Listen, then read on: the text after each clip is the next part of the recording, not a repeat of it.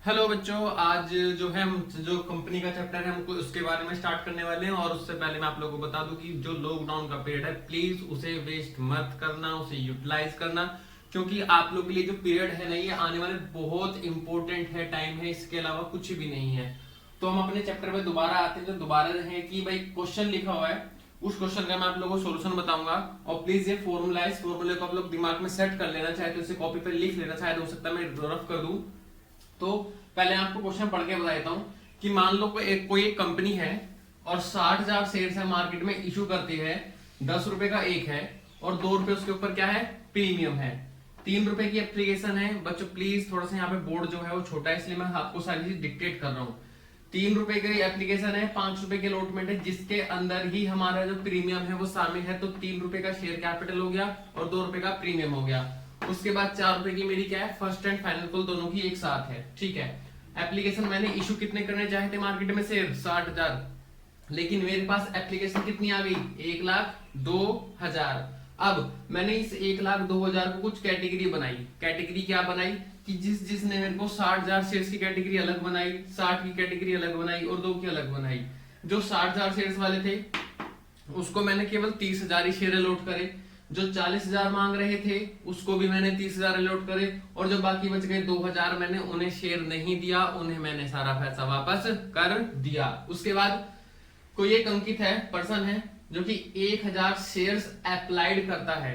ठीक है बच्चों, अप्लाइड है। और एक कोई सुनील है जो कि 600 शेयर्स अलॉट करता है। ये अप्लाइड है, अलॉटेड है, ध्यान रखना बच्चों।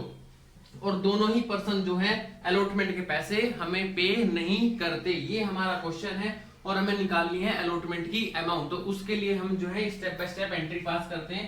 तो जनरल एंट्री पहली बनती है आप लोग की, bank account debit to share capital. बच्चों बहुत ध्यान से देखना, मेरे पास एप्लीकेशन कितनी आई थी, 1,02,000 शेयर्स की इनटू में एप्लीकेशन की मनी। तो इतनी बच्चों आ गई मेरे पास एप्लीकेशन। दूसरी एंट्री बनेगी मेरी, शेयर एप्लीकेशन के पैसे आएंगे, sorry, share application debit to share capital to share allotment to bank. Sir आपने ये क्यों लिखा, क्योंकि इसलिए लिखा बच्चों क्योंकि मुझे पता है कि जब शेयर अप्लाइड शेयर्स ज्यादा होते हैं और अलॉटेड कम होते हैं तो वहां पे जो एक्स्ट्रा मनी होती है उसे कहां ट्रांसफर करते हैं, अलॉटमेंट पे।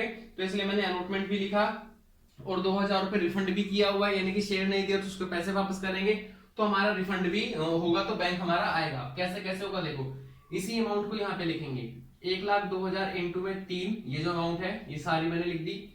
शेयर कैपिटल में उतनी अमाउंट जाती है जितनी मैंने मांगी, यानी कंपनी ने मांगी, और कंपनी ने कितनी मांगी है, 60। तो यहाँ पे कितनी जाएगी, 60,000 इंटू में 3। अब अलॉटमेंट पे कितनी कितनी अमाउंट ट्रांसफर जाएगी, बेटा देखो यहां से कितने एक्स्ट्रा शेयर्स आ गए थे मेरे, 30,000, और यहां से एक्स्ट्रा शेयर कितने आ गए थे मेरे पास, 10,000। तो टोटल एक्स्ट्रा शेयर कितने आ गए मेरे पास, 40,000। तो 40,000 इंटू में 3। सर यहाँ पे तो आप अलॉटमेंट, तो अलॉटमेंट की अमाउंट लिखोगे, नहीं बेटा, हम क्या कर रहे हैं कि एप्लीकेशन की अमाउंट को ट्रांसफर कर रहे हैं अलॉटमेंट पे। तो एप्लीकेशन की अमाउंट 3 रुपए के हिसाब से आई होगी मेरे पास में, इसलिए मैंने ऐसा किया। और बैंक में क्या लिखेंगे, जितना पैसा मैंने रिफंड कर दिया 2,000 इंटू में 3 के हिसाब से हम उसको रिफंड कर देंगे। आई होप सो ये बात समझ में आ गई होगी। अब उसके बाद जो एंट्री बनेगी, देखो बच्चों शायद हो सकता है मैं रफ करूंगा, जो अलॉटमेंट की अमाउंट है इसे आप लोग याद रखना कि ये 1,20,000 रुपए आई है। ठीक है, अब हम एंट्री पास करते हैं। अब नेक्स्ट एंट्री बनेगी अलॉटमेंट की, share allotment account debit to share capital. और देखो इसी अलॉटमेंट पे क्या था हमारा, प्रीमियम भी था ना, तो उसी के साथ क्या लिखेंगे, to security premium. Sir premium credit क्यों हुआ, क्योंकि इसलिए हुआ क्योंकि वो एज अ बिजनेस की इनकम के रूप में वो ले रही है। बेशक उसका एज अ प्रॉफिट है, लेकिन वो कहीं ना कहीं उसके लिए फायदा ही है। फायदा उसका ऑलवेज क्या होता है, क्रेडिट ही होके चलेगा। अब शेयर अलॉटमेंट, हम कितने शेयर से अलॉटमेंट मांगेंगे, तो बेटा उतने मांगेंगे जितने हम मैक्सिमम अलॉट कर सकते थे। और मैक्सिमम अलॉट हम केवल कितने कर सकते हैं, 60 ही कर सकते हैं, इससे ज्यादा नहीं कर सकते। तो ये ड्यू भी 60 से ही करेंगे। 60,000 इंटू में अलॉटमेंट टोटल कितने की थी, 5 रुपए की, और अलॉटमेंट का शेयर कैपिटल अमाउंट कितना था, 3 रुपए, और प्रीमियम कितना था हमारा, 2 रुपए। आई होप सो ये बात समझ में आ गई होगी। Next amount, bank account debit to share allotment. देखो बच्चों, कितना टोटल पैसा आना चाहिए था, 3 लाख रुपए आना चाहिए था, माइनस जो पैसा ऑलरेडी एप्लीकेशन पर आ चुका है वो पैसा दोबारा अलॉटमेंट पे रिसीव नहीं होगा, तो इस अमाउंट को क्या करेंगे हम यहाँ पे माइनस कर देंगे, माइनस। अब देखो अंकित ने भी तो कुछ शेयर्स पे पैसा नहीं दिया, तो अंकित की अमाउंट को भी माइनस करेंगे, और सुनील ने भी कुछ शेयर्स पे अलॉटमेंट पे पैसा नहीं दिया, तो सुनील की अमाउंट को भी माइनस करेंगे, और इन दोनों की अमाउंट माइनस करने के बाद जो आंसर आएगा वो हमारा फाइनल आंसर आएगा। और इन दोनों की कैलकुलेशन करने के लिए बोर्ड थोड़ा छोटा है इसलिए मैं रफ कर रहा हूं और दोबारा से मैं आपको समझाऊंगा। हेलो बच्चों, मैंने थोड़ी सी ना वर्किंग नोट करी है, तो वर्किंग नोट कुछ इस तरीके से है कि अंकित ने कितने पैसे अलॉटमेंट पर नहीं दिए वो कैसे कैलकुलेट करेंगे, तो उसके लिए पहले आप लोगों को ये दोनों फॉर्मूले देखने पड़ेंगे। अब ये फॉर्मूले अप्लाइड कैसे होंगे, देखो अंकित के 1000 शेयर्स अप्लाइड गिवन है, तो अप्लाइड वाला फॉर्मूला यानी कि applied divide by total applied, ठीक है बच्चों।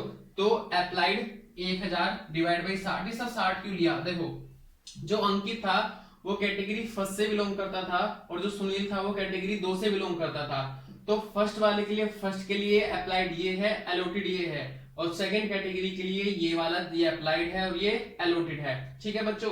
अब 1000 शेयर्स अप्लाइड हैं, तो अप्लाइड के नीचे करेंगे हम अप्लाइड, कौन से कैटेगरी से, 1 से, और 1 कैटेगरी में 60,000 है, इनटू में टोटल अलॉटेड शेयर्स, और अलॉटेड कैटेगरी फर्स्ट का कितना है 30,000, तो कितना निकल के आ गया हमारा 500, ठीक है। अब उसने जो पैसे हमें एप्लीकेशन पर दिए थे उसमें से कुछ पैसे तो हमने जो है उसे अलॉटमेंट पे ट्रांसफर करे थे, तो वो कितने दिए थे उसे निकालने का भी फॉर्मूला है, apply shares minus allotted shares into में एप्लीकेशन मनी। तो अप्लाइड कितना था 1000 और माइनस अलॉटेड शेयर्स कितना था जो हमने निकाला अभी 500 रुपए, ब्रैकेट बंद, इनटू में 3 रुपए एप्लीकेशन मनी जो हमारी 3 रुपए की थी, तो इनडायरेक्टली जो है उसने हमें एक्स्ट्रा अमाउंट कितने दिए 1500 रुपए दे दिए, ठीक है बच्चों। अब इसे मैंने कहां ट्रांसफर किया होगा, अलॉटमेंट पे, मैंने लिख दिया ट्रांसफर टू अलॉटमेंट। अब हम निकालेंगे ड्यू ऑन अलॉटमेंट कि अगर वो पैसे दे देता तो कितने देता, तो उसे हमने शेयर कितने अलॉट करे थे 500 रुपए, अलॉट का मतलब जितने मैंने उसके शेयर हाथ में रखे थे 500 शेयर थे, इनटू में उसने मुझे अलॉटमेंट पे कितने पैसे देने चाहिए थे 5 रुपए के हिसाब से 2500 रुपए देने चाहिए थे, जबकि इस 2500 में से 1500 तो ऑलरेडी ही आ चुके हैं एप्लीकेशन पर ही, तो कितने आने चाहिए थे अलॉटमेंट पे 1000, जो कि नहीं आए, और इसी 1000 रुपए को हम यहाँ पे क्या करेंगे एज अंकित के अमाउंट को माइनस कर देंगे। अब बच्चों हमें निकालना है सुनील के लिए, देखो ये सुनील का है ना, अब आप लोगों को फॉर्मूला वही लगेगा, ये 600 शेयर्स कैसे गिवन है, अलॉटेड गिवन है ना, तो आप लोग ये वाला फॉर्मूला लगाना पड़ेगा, 600 के नीचे 600 डिवाइड बाई टोटल अलॉटेड, और टोटल अलॉटेड कैटेगरी में कितना है 30,000 है ना, तो मैंने 30 रखा, और अप्लाइड इनटू में टोटल अप्लाइड कितना है कैटेगरी 2 का 40, तो मैंने 4 रखा, ठीक है बच्चों। अब इसकी कैलकुलेशन करो तो आप लोग की अमाउंट निकल के आएगी 800 शेयर्स, और ये क्या निकल जाएगा आप लोग का अप्लाइड शेयर्स। अब applied shares minus allotted shares, ठीक है बच्चों, इनटू में ये यानी कि 200 तो ये निकल के आ जाएगा, और 200 तिया 600 रुपए हमारा ये निकल के आ गया। इस अमाउंट को मैंने कहां ट्रांसफर किया, transfer to allotment, due allotment allotted shares जो कि 600 है, इनटू में अलॉटमेंट की अमाउंट, तो 6 बजे 30 कितना आ गया हमारा ये 3000 रुपए, ठीक है बच्चों।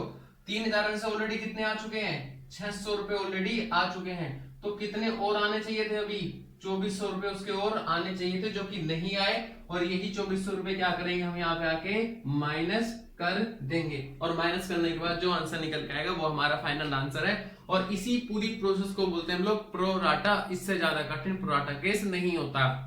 और प्लीज यार अगर आप लोगों को मेरी वीडियो अच्छी लगे तो चैनल को सब्सक्राइब करना और वीडियो को लाइक करना। Thank you.